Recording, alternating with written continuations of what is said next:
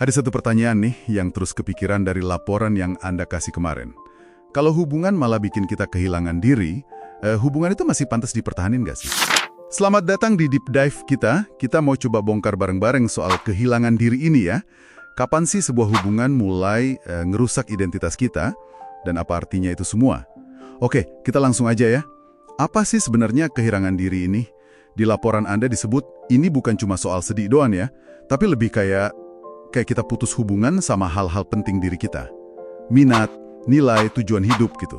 Sampai ada yang bilang, rasanya jadi bingung, aku ini siapa sih sekarang gitu kan ya? Iya, bener banget. Dan yang menarik tuh, beberapa studi yang Anda kumpulin itu ngehubunginnya sama mirip proses berduka gitu loh secara psikologis. Kayak kita kehilangan bagian penting dari diri kita.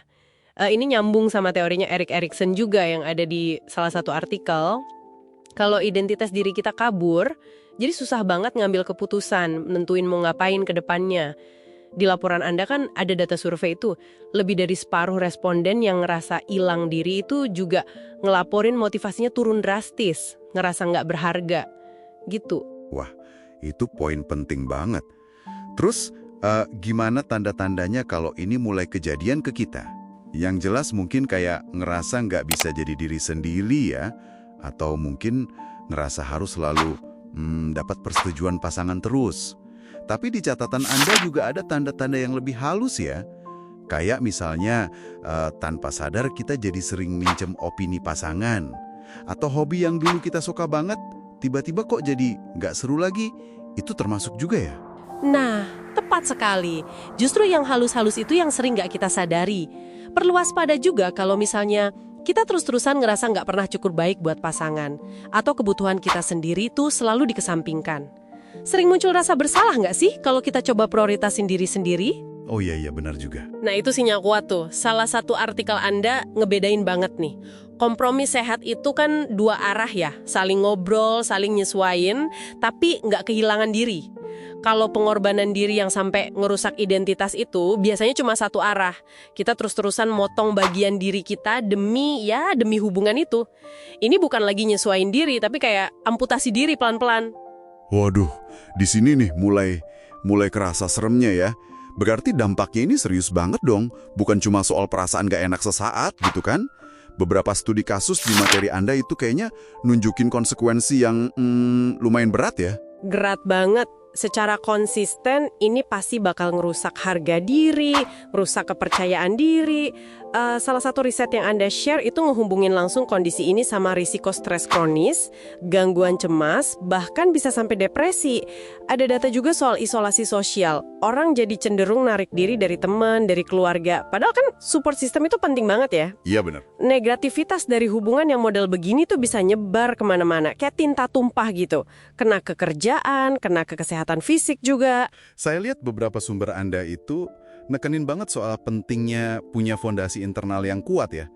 Jadi apa sih kuncinya biar hubungan nggak sampai jadi destruktif kayak gitu? Kuncinya itu otonomi sama identitas diri yang kuat. Ini bukan berarti egois ya, tapi ini tuh fondasi buat kita sejahtera. Kayak kata Erich Fromm yang dikutip di salah satu esai Anda, cinta sejati itu harusnya ngebebasin, bukan malah ngekang. Ini soal rasa hormat. Membiarkan pasangan tumbuh, kita juga tumbuh. Ada konsep differentiation of self juga kan di catatan Anda.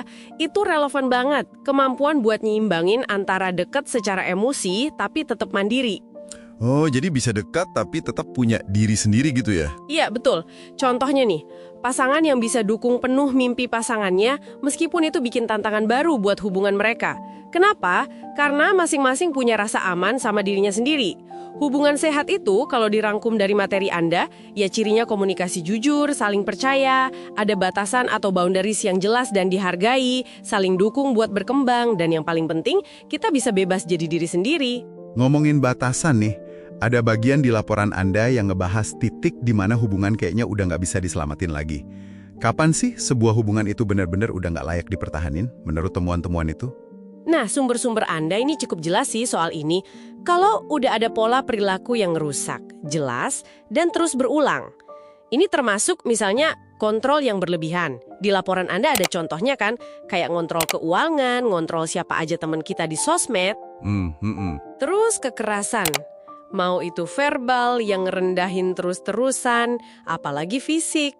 Dominasi ekstrim dari satu pihak, di mana suara kita udah nggak didengar sama sekali. Atau, nah ini penting, kalau pasangan secara aktif ngehalangin kita buat berkembang. Nggak boleh lanjut sekolah, nggak boleh ngejar karir, nggak boleh jalanin hobi, bahkan nggak boleh ketemu orang-orang penting di hidup kita. Kalau inti hubungannya udah bukan lagi soal bahagia, tapi lebih ke rasa takut kehilangan yang bikin kita nggak bisa ngapa-ngapain, nah itu udah bendera merah gede banget. Kalau harga diri kita secara sistematis ancur terus-terusan, ya sumber Anda nyimpulinnya hubungan itu udah toksik, udah nggak sehat. Oke, jadi apa artinya semua ini buat Anda, para pendengar? Pesan utama dari materi yang kita bahas ini kayaknya jelas banget ya. Hubungan itu harusnya nambahin nilai ke diri kita, bukan malah ngurangin. Milih buat ngelindungin identitas dan kesehatan diri kita itu bukan egois, tapi justru hal yang fundamental, yang wajib gitu ya. Tepat sekali. Kesehatan kita mental, emosional, itu nomor 1. Kalau sebuah hubungan secara konsisten ngerusak fondasi diri kita, ngerusak harga diri, ngebatasin potensi kita, ya kelayakannya memang perlu dipertanyakan lagi secara serius. Persis seperti yang disarankan sama analisis di materi Anda. Nah, sebagai penutup Deep Dive kita kali ini, ada satu pemikiran nih buat Anda renungkan. Ini terinspirasi dari bagian akhir laporan Anda soal resiliensi. Gimana caranya kita bisa mulai bangun atau mungkin perkuat benteng internal kesadaran diri kita itu? Maksudnya, benar-benar kenal sama nilai-nilai inti kita, kebutuhan pribadi kita. Bahkan sebelum kita ngerasa kehilangan diri, sebagai langkah pencegahan gitu, biar bisa punya hubungan yang lebih sehat dan setara ke depannya.